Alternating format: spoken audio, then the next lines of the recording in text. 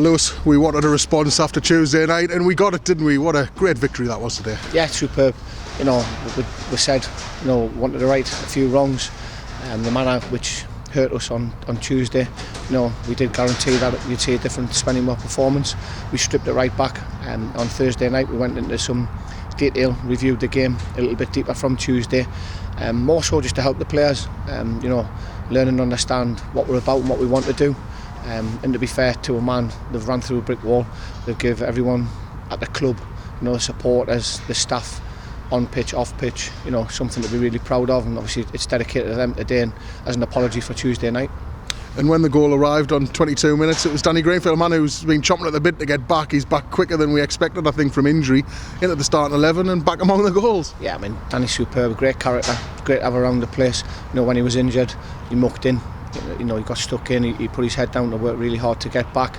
He's a quality player, and he showed it today. You know, he showed it in the little bit that he came on Tuesday night, and he got his rewards today. I thought he was superb, but again, to a man, I'm not picking any individual out. I think everybody on the pitch, off the pitch, around the place, you know, deserves all the credit that's coming their way now. And from that moment when we got in front, we really took the game by the scruff of the neck, didn't we? Yeah, I mean, it was never going to be pretty, Mark. You know, the conditions, the pitch, the surface, you know, we probably, you know, if you want to really analyse it and be nitpicking, we could have passed it around a little bit more possibly, but we had a game plan. We've studied them, we've stuck to it, and executed the game plan to the T, really to the letter, and absolutely buzzing for every single one of them. You know, as you've seen yourself, you know, it's a very lively and loud dressing room, and rightly so. You know, we are a good team. You know, we are good. We've got strength and depth. We really want to work hard for each other. You know, Tuesday hurt us. Today, you know, they get all the credit they deserve, and massive smiles on everyone's faces, and everyone's proud to be a Spennymoor supporter or employee. Mark Anderson during the warm-up today was screaming at the players, let's get started right, you know, cajoling them, making sure that their minds were switched on. How much will he then have enjoyed that moment to get the second goal? It was a hell of a finish. Yeah, I mean, the two lads who've been out a long time have gone and produced the goals, but we know what they're about. You know, we know what Spark is about on and off the pitch. You know, some people maybe don't pick up and see, you know, the importance of Sparky as a leader on the pitch. You know, he knows the game, he understands the game, you know, and he can marshal the troops out there for us and help us because he knows how we want to play and he knows how the game should be played.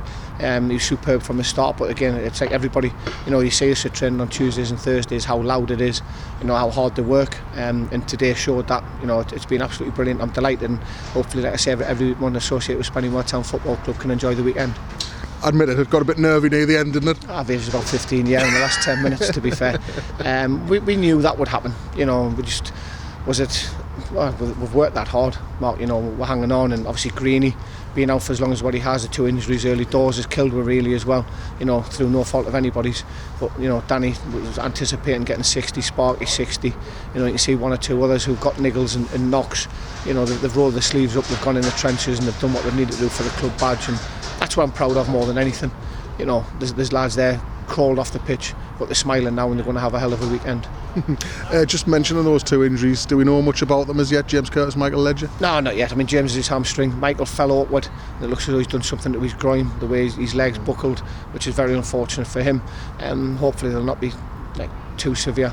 But James, he's never had a hamstring injury before, so we'll have to reassess where James is. You get in and see the physio department, and we'll assess for next week. Time for a beer. Or 10.